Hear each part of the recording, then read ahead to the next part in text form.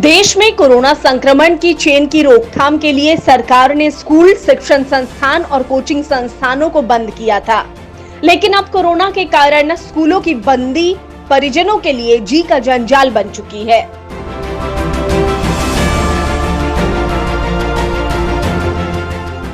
हसनगंज प्रखंड क्षेत्र में भी इन दिनों बच्चों का कुछ ऐसा ही हाल है।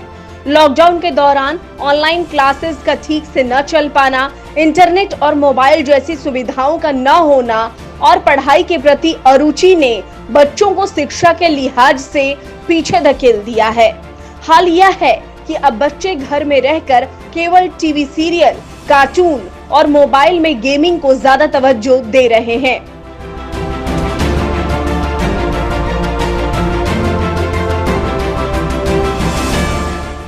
टाइम घर में रहता है, खेलता है, फिल्म देखता है, सीरियल देखता है, कभी साइकिल ले खेलता है, खिलौना ले खेलता है। मन भी आता है तो पढ़ने के लिए बोलते नहीं पढ़ता है। सरकार से हम यही चाहते हैं कि 2 साल से बंद है, जल्द से जल्द स्कूल या कोचिंग खोलने के लिए।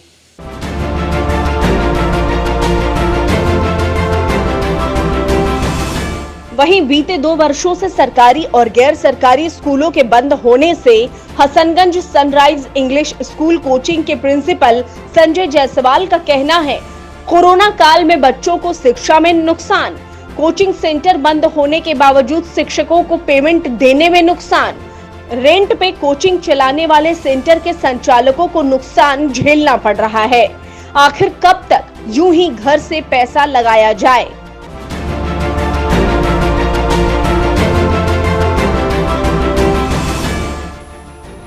प्रभाव तो बहुत बुरा असर है कोचिंग संस्थान का हर क्षेत्र में, सिर्फ यहाँ की बात नहीं है, हसनगंज प्रखंड की बात नहीं है, हर क्षेत्र में दयनीय स्थिति चल रहा है। क्योंकि टीचर लोग को पेमेंट अभी जो भी हो रही है, सभी प्रिंसिपल जो भी उनके डायरेक्टर हैं कोचिंग संस्थान के, सभी अपने अपने घर से ही कर रहे हैं। वो खेती करके हो या जहाँ से भी हो, वो अपना टीचर को पेमेंट कर रहे हैं। इसलिए करना पड़ रहा है, मजबूरी भी है, क्योंकि वो सब दिन आपके हमारे साथ रहे हैं और आज ये कोरोना काल में उसकी स्थिति भी देखनी पड़ेगी। क्योंकि वो अगर उनको पेमेंट नहीं करते तो वो कहीं और कोई बिजनेस करेंगे, जो कि हो सकता है अगर शुरू चालू हो तो फिर दोबारा वो हमारे यहाँ फिर नहीं कर पाएंगे काम। इस कारण से उनको पेमेंट तो करना ही पड़ेगा, जिस कारण से हम लोग की भी दयनीय स्थिति हो चुकी है। स्कूल तो पूरा जर्जर हो ही गया है, क्योंकि देख ही रहे हैं 2 साल से पूरा बंद पड़ा हुआ, पूरा वीरान है। तो कभी ये सामान टूटना, कभी वो सामान गायब होना, क्योंकि स्कूल में कोई रह भी नहीं रहा है, कोचिंग में रह भी नहीं रहा है।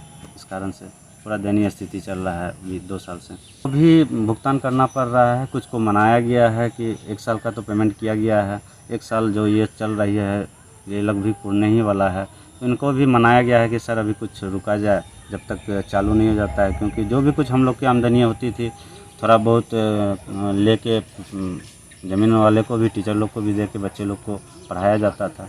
इससे हम लोग का भी भरण पोषण हो रहा था, बच्चों को भी लाभ मिल रही थी। ग्रामीण क्षेत्र में ऐसा कुछ व्यवस्था है नहीं जो कि बच्चे अच्छे खासे शिक्षा प्राप्त कर सके।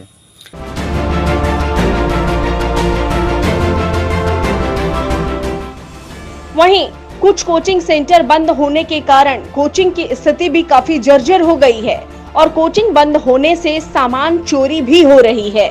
और बताया ये भी गया है कि जिस जमीन पर कोचिंग चलाया जा रहा है, उसके जमीन मालिक को भी आखिरकार रेंट चुकाना पड़ता है।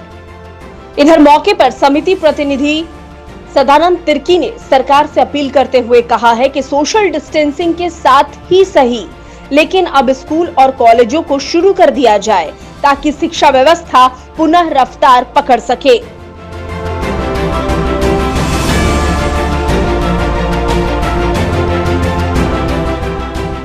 कोरोना महामारी के चलते 2020 से लेकर 2021 तक जो है कोरोना महामारी के चलते सारे चीज़ को लॉकडाउन के तहत जो है बंद किया गया था।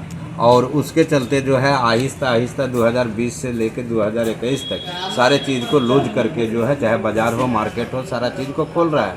लेकिन सरकार आज जो है केवल शिक्षा व्यवस्था को ही चौपट किया हुआ है, शिक्षा को ही नाश किया हुआ है।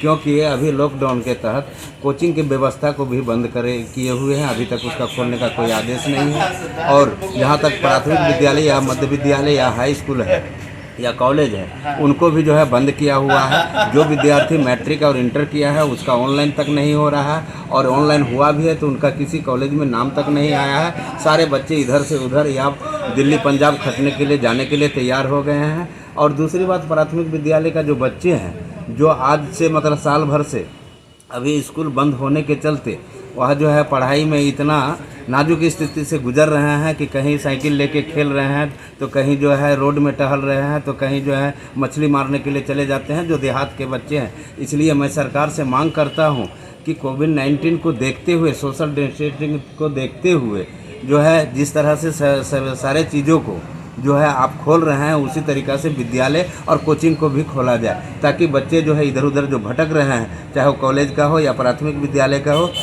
खास करके देहात का बच्चा हो, वह नहीं भटके। मैं पुनः सरकार से बार बार सारे अभिभावक और जनप्रतिनिधि देहात का होने के नाते मैं आग्रह करूंगा सरकार से कि कोचिंग व्यवस्था को भी चालू करें, सोशल डिस्टेंस को लेते हुए, और विद्यालय को भी चालू करें।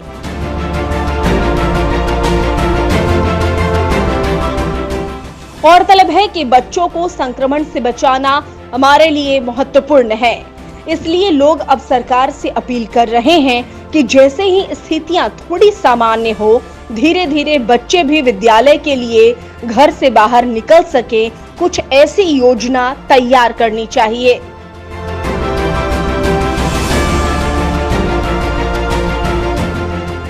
Mukesh Kumar, times news, Hasanganj.